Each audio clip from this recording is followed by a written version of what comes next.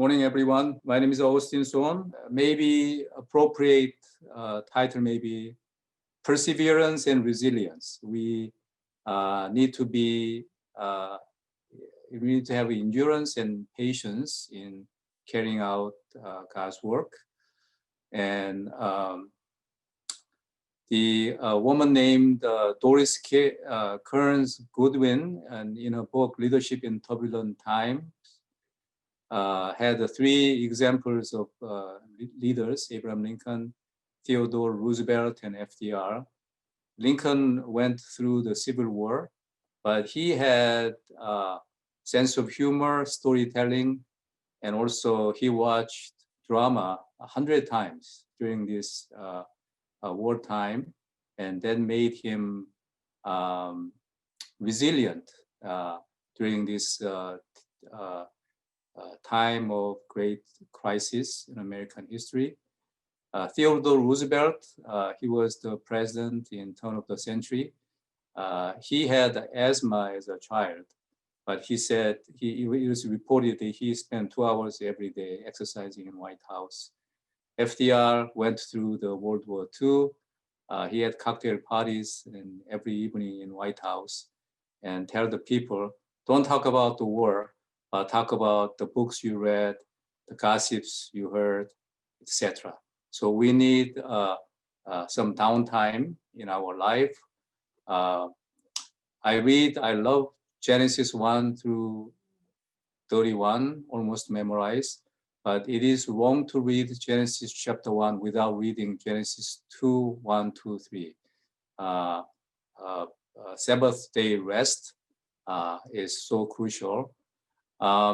So UBF Forum is to provide a place of communication and education, and especially for those who are in remote places in UBF community. So fifth forum is health and self-care, and I'm going to speak about health. UBF people in general are healthy without tobacco and excessive alcohol and other indulgent life habits. But during this COVID, we are exposed to more so during this time. And also in general, we are not immune to life stressors, mental stress, loneliness, overwork, diseases, interpersonal conflicts, also family relationship stress, financial stress, and also ministry-related stresses. These are all real. So let's talk about this today. We want to talk about these challenges today. When we talk about the health, we usually talk about the conditions of diseases in every country, and also mortality. Mortality is, in order to know the health of a nation, we need to know what's the main cause of death. So I live in the United States, so I know more details about United States mortality. This is probably same with other countries like Western European countries, Korea, South Korea, Japan, and any developed countries in Australia. And so in the US, the first cause of death is related to heart attack, heart failure, coronary artery diseases. So this is about 38%. So out of 100 people, 38 people die because of heart conditions. And the second cause of death is all kinds of cancers. This comprises about 23, 24%.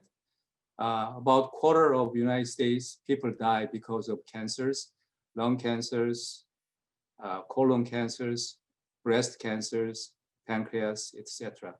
The third is stroke, suicide, motor vehicle accident, medical errors, etc. Maybe 2020, we have more COVID-19 death. So as I mentioned, in developed countries, we have more hypertension, diabetes, obesity, depression, all cancers. These are all chronic conditions. So when we talk about general health, if you have any diagnosis of certain conditions, you need to consult with your physician, I hope. But if you really have a question about specific medical condition, and if you can't reach out to your physician for any reason, you can email me, ajmsohn@gmail.com. And I'm more than happy to interact for specific medical conditions you may have that you cannot reach to your local physicians. But if all possible, try to see your physician for your specific medical care. However, when we talk about general health, I usually say 3 numbers you have to remember. These are all related to heart conditions that I mentioned earlier. So you have to know your blood pressure. Blood pressure, if you are older than 60, more than half have high blood pressure. Recently, the definition of high blood pressure is changed, but high blood pressure, if you have it, you have to manage first with diet and exercise. If needed, medications. It's very common problem. Second, we have to also remember body mass index, whether you are normal, skinny, or overweight. So this is important. And also number 3, I would say you need to know your cholesterol number. Total cholesterol 200, low density cholesterol 130 are normal. So cholesterol, when you see a physician, they can do the test. So if you are in a older person, probably it is important to know these 3 numbers: blood pressure, body mass index, cholesterol. There's one more number you have to remember that I'm going to tell you later at the end. So pay attention to numbers. As I mentioned, also cancers fatal. Some cancers kill people. Or there are some cancers we can screen, meaning you can detect possibility of cancer earlier before cancer happens. Best example may be breast cancer for women. Physicians in the US recommend mammogram from age 40 every 2 years, and then from age 50 every year until age 74. So this is important. If you find women a lump in your breast, then need immediate attention to your physician. If you don't find any, so maybe it's good to check once in a while, but equally important, maybe more important, to have mammogram done if you are age 40 to 49 every 2 years, 50 and older every year. When I hear the news of breast cancer among UBF community women, I am very sad. So if all possible, try to do this cancer screening. Colon cancer is very common also in developed countries. Recommendation is colonoscopy every 10 years. Recently, in the US at least, we used to recommend colonoscopy from age 50, but now it's changed recently from age 45 every 10 years. If you can't have colonoscopy, usually physicians recommend a stool test every year. There are other cancers, lung cancers, prostate cancers. Some areas of the medical centers, screening tests are available. Most important thing is breast cancer and colon cancer screening. As I mentioned, cancers kill about 1/4 of Americans. Humans, you can say, based on Genesis chapter 2, humans are spiritual being as well as and also physical being. Biologically speaking, humans are hunter-gatherers. This is a very important point I want to make. But living in the post-industrial revolution era, we have been sedentary, and it is very costly. So as we talk about general health, I will just briefly talk about diet and exercise. Sheptess Heather will speak further, more in detail about diet. So just a quick and dirty one-line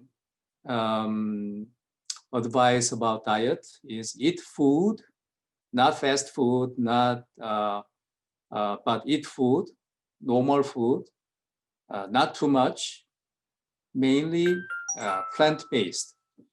This is from Michael Pollan. He wrote several books about food. The reference in the end of this PowerPoint. And also, it's good to have not full stomach or 120%. It's good to have 80% full of your stomach. And exercise. Aerobic exercise, weightlifting, stretching, and balancing. We'll get back to that a little bit, exercise later. But because of COVID, I will say this. COVID claimed 1 million deaths worldwide. So in terms of COVID, we need to focus on reliable sources for information. Don't try to do watch every video or website. Reliable sources are important. And even during the COVID, fundamental basics for health, balanced diet, exercises, sleep are very important. And also, because we are so isolated, except this Zoom meeting, speaking to each other, communicating is so crucial and important to, and also share our burdens of mental stress with each other, especially with your spouse and close coworkers. COVID-19, you all know this, mask, 6 feet, 2 meter physical distance, wash hands. Vaccines are on the way. It may be available for essential workers by the end of this year. Okay, this is my main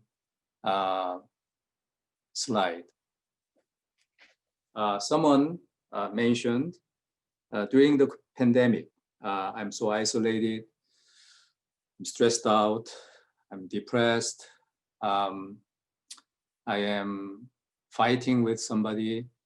So the organizers of this forum asked me to say something about mental care during the pandemic.